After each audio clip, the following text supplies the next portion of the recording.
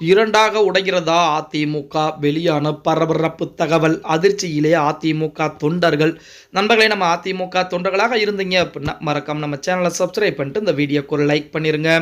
அனைத்திந்திய அண்ணா திராவிட முன்னேற்ற கழகம் என்பது ஜெயலலிதா அம்மையார் மரணத்திற்கு பின்பு, அதாவது நமது புரட்சி தலைவர் பொன்மனச்செம்மல் எம்ஜிஆருடைய மரணத்திற்கு பின்பு ஜானகி ஜெயலலிதா என இரண்டு பிரிவுகளாக பிரிவிக்கப்பட்டது. அந்த நேரத்திலே ஜானகி அம்மார் தோல்வி அடைகிறாங்க. அதுக்கு அடுத்தபடியாக ஜானகி அம்மாள் இந்த விட்டு விலகிக் கொள்கிறாங்க. அதனால ஜெயலலிதா அம்மையுடைய கைகளிலே அதிமுக முழுவதுமாக வந்து ராணுவ கட்டுப்பாடோடு இயக்கப்பட்ட ஒரு இயக்கம் அப்படின்னே கூட சொல்லலாம். அந்த நேரத்திலே ஜெயலலிதா அம்மையாரை பார்த்து கலைஞர் கருணாநிதியை நடுங்கினார் அப்படின்னாலும் அதுக்கு மாற்று கருத்தில் எதுவும் கிடையாது. அதற்கு அடுத்தபடியாக நமது அம்மையார் ஜெயலலிதா அவர்களுடைய மறைவுக்கு பின்பு, இறப்புக்கு பின்பு சசிகலா அம்மையாரின் கைவசம் வருகிறது அதிமுக. சசிகலா அம்மையார் 137 எம்எல்ஏக்களை வைத்திருக்கக்கூடிய சூழ்நிலையிலும் அவரை சிறைச்சாலைக்கு அனுப்பியது பாஜக அப்படிங்கிற தகவல் நம்ம அனைவருக்கும் தெரியும். நமது சசிகலா அம்மையார் மட்டும் சிறைச்சாலைக்கு செல்லாமல் இருந்திருந்தால் அதிமுக இந்நேரம் சசிகலா அம்மையாருடைய கைவசம் இருந்திருக்கும். மன்னாருடைய குடும்பத்துடைய அடிமை கட்சியாக அதிமுக இருந்திருக்கும் அப்படிங்கிற எந்த விதமான மாற்று கருத்தும் கிடையாது.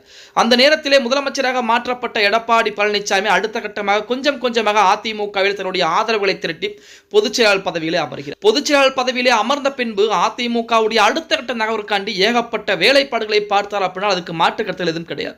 அதிமுகவை எடப்பாடி பழனிசாமி தன்னுடைய குடும்பத்திற்குரிய கட்சியாக இதுவரைக்கும் எந்த இடத்திலுமே மாற்ற கிடையாது. தன்னுடைய மகனை அதிமுகவில் உள்ளே கொண்டு வர எந்த ஒரு இடத்திலும் கொண்டு வந்து முன்னிறுத்தப்படுவது கிடையவே கிடையாது அப்படின்னே கூட சொல்லலாம். இப்படிப்பட்ட ஒரு சூழலில் எடப்பாடி பழனிசாமி பதவியேற்ற பின்பு, பொதுச்செயலாளராக வந்த பின்பு, அதிமுகவிலே முக்கிய பொறுப்புக்கு வந்த பின்பு அனைத்து இதிலுமே தோல்வி அப்படிங்கிற நிலைப்பாடு என்பது இருக்கிறது என சொல்லி நிறைய தகவல் உலா வந்து கொண்டுதான் இருக்கிறது.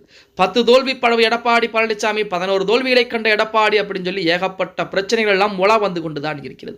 இப்படிப்பட்ட ஒரு சூழலில் அதிமுக 2 துண்டுகளாக உடைய போகிறதாக செய்திகள் என்பது வெளியாகிக் கொண்டிருக்கிறது. தமிழக வெற்றி கழகத்திற்கு ஆதரவு தெரிவிக்க CV. Shanmugam, S P. Velumani, C. Vijayabaskar தலைமையிலே 35 அதிமுக எம்எல்ஏக்கள் முன்வந்ததாக தகவல் என்பது வெளியாகி இருந்தது. 47 அதிமுக எம்எல்ஏக்களில் 2 பங்கு 35 எம்எல்ஏக்கள் தாவேக்கு ஆதரவளிக்கலாம் என நமது சி.வி. சண்முகம், எஸ்.பி. வேலுமணி, விஜயபாஸ்கருடைய பேச்சை கேட்டு அவர்களுக்கு ஆதரவளிப்பதற்காக செய்திகள் என்பது இணையதளங்களிலே உலா வந்து கொண்டது. இப்போ 35 எம்எல்ஏக்கள் சி. விஜயபாஸ்கரோ, எஸ்.பி. வேலுமணியோ அல்லது சி.வி. சண்முகம் தலைமையிலே ஒரு ஓரமாக பிரிந்து ஒரு அணியாக உருவாக்கினால் எம்எல்ஏ கூட தடை சட்டம் பாயுமா அப்படின்னா பாய்வதற்கு வாய்ப்புகள் என்பது கிடையாது. ஏனெனில் அவர்கள் பார்த்தீங்க அப்படின்னா உண்மையான அதிமுகவை தான் கருதப்படுவாங்க. அத்துடன் 1987 2017 போலவே அதிமுக மீண்டும் இரண்டாக உடையக்கூடிய சூழல் என்பது இருக்கிறது. இதில் எடப்பாடி பழனிசாமியிடம் வெறும் 12 எம்எல்ஏக்கள் மட்டும்தான் மீதம் இருப்பாங்க.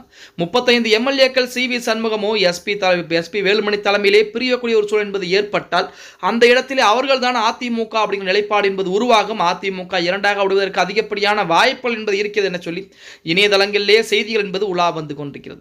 எனக்கு தெரிந்த வரைக்கும் அதிமுக இரண்டாக உடைவதற்கு வாய்ப்புகள் என்பது கிடையாது. எடப்பாடி பழனிசாமி தலைமையில் தான் இனியும் அதிமுக தொடரப்போகிறது அப்படின்னே கூட சொல்லலாம். ஓகே गाइस, வீடியோ பிடிச்சிருந்தா மறக்காம லைக் பண்ணுங்க. நம்ம போடக்கூடிய வீடியோ பத்தின கருத்துக்களை கீழே மறக்காம கமெண்ட் பாக்ஸ்ல பதிவு நண்பா.